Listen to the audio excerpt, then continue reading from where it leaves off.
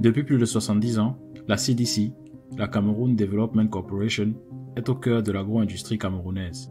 Elle a contribué à la sécurité alimentaire du pays et à son développement économique, majoritairement grâce à ses cultures de bananes, d'huile de palme et de caoutchouc naturel.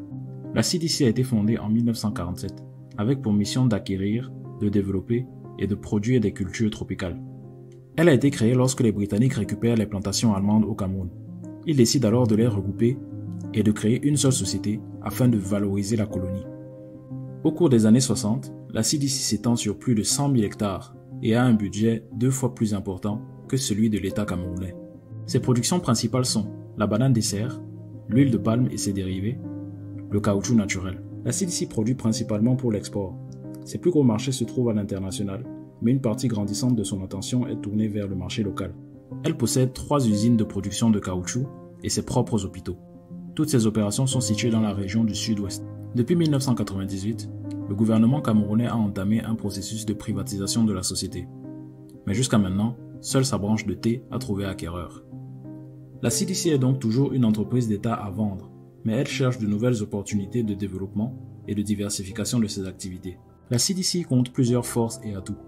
Sa taille, ses infrastructures, son expertise et son impact sur la région. Avec plus de 20 000 travailleurs, la CDC est le deuxième employeur du Cameroun après l'État. Elle amène une contribution majeure à l'économie nationale à plusieurs niveaux. Grâce à sa taille, elle a les capacités de générer les ressources nécessaires pour investir dans de nouvelles technologies et grandement améliorer ses opérations. La CDC dispose de 3 usines de production de caoutchouc, des sites de traitement de bananes et de noix de palme, ainsi que ses propres hôpitaux. Cette infrastructure lui permet de s'occuper de ses employés et de leurs familles en matière de santé. Elles sont vitales pour garantir la qualité et l'efficacité de ses opérations. La main-d'œuvre de la CDC a développé une expertise locale grâce à de nombreuses années dans l'agriculture et l'agro-industrie. De la production de cultures tropicales aux besoins et défis des plantations, en passant par les particularités climatiques de la zone. C'est un atout précieux qui lui permet de maintenir sa place de numéro 2 dans l'agro-industrie camerounaise.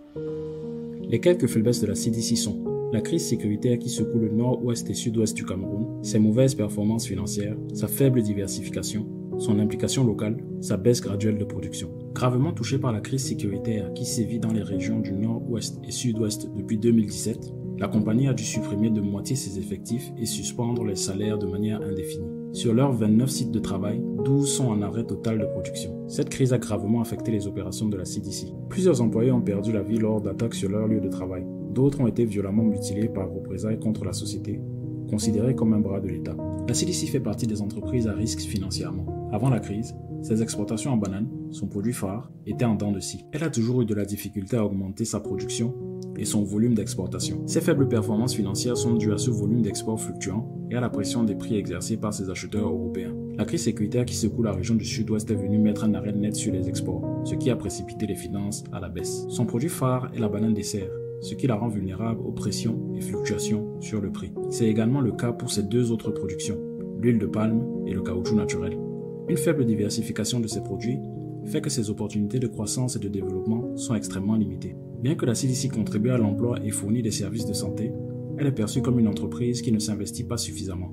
Les conditions de travail, les salaires faibles, les infrastructures routières manquantes sont des reproches qui reviennent souvent. Cette perception entraîne diverses conséquences, du taux de roulement élevé dans ses plantations, aux pertes élevées dues au vol. Comme mentionné plus tôt, la CDC a du mal à augmenter son volume de production.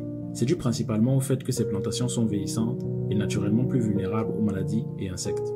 Déjà bien avant le début de la crise anglophone, elle devait replanter plus de 50% de ses plantations pour maintenir son niveau de production. Mais après plus de 5 ans de crise, le bilan risque d'être plus élevé. Elle devra replanter plus de la moitié de ses plantations afin de pouvoir s'en sortir, ce qui représente un investissement considérable en termes de capital financier et humain. En termes d'EVA, la CDC possède plus de 22 200 hectares pour la vente de caoutchouc brut à l'export. 7 milliards de francs CFA sont estimés pour un redressement. Les difficultés dans l'EVA viennent d'une baisse de la récolte des planteurs villageois. Les plantations sont en moyenne à 21% de taux de réalisation depuis le début de la crise anglophone. Plus de 15 000 hectares de palmeraies produisent de l'huile de palme en vrac et en bouteille, de l'huile de palmiste, et des tourteaux de palmistes. La baisse drastique de la production est grandement due à la crise anglophone. La CDC estime un besoin de 7 milliards de francs CFA pour redresser ses palmeraies. Le coût de production de l'huile de palme est de 600 francs CFA, mais la CDC le cède sur le marché à 450 francs CFA, car le prix est homologué depuis 2008.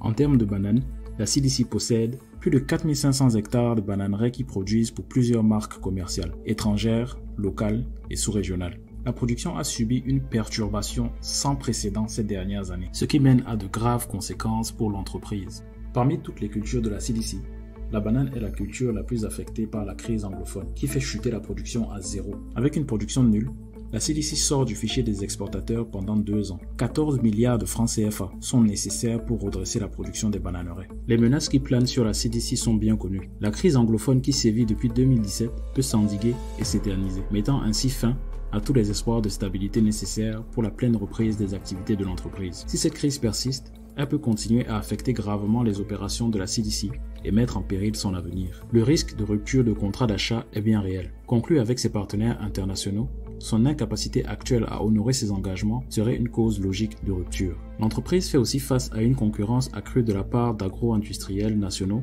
comme la PHP et internationaux. Malgré l'arrêt des activités depuis 2018 et une reprise timide en 2020, la CDC n'a pas opté pour le chômage technique et a continué de supporter la masse salariale. Les charges de personnel s'élèvent à 16 milliards de francs CFA. L'État subventionne 3 milliards pour les arriérés de salaire. Mais les pertes persistent, 32 milliards en 2018 et 18 milliards en 2020.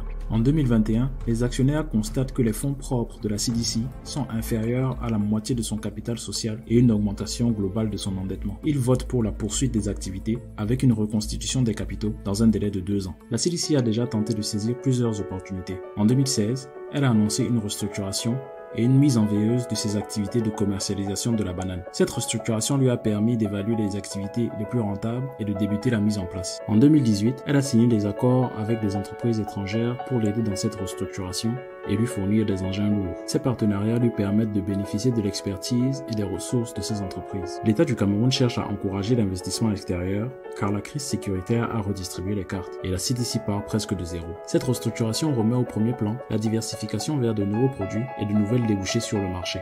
La CDC a connu de nombreux défis depuis sa création en 1947, mais elle a toujours su s'adapter et rester compétitive. Aujourd'hui, elle est confrontée à sa plus grande épreuve, la crise anglophone dans la région du Sud-Ouest. Cependant, la CDC peut compter sur ses forces et sur le rôle important qu'elle a dans l'économie camerounaise. La question qui se pose est de savoir si elle sera capable de surmonter cette crise et de maintenir sa viabilité à long terme.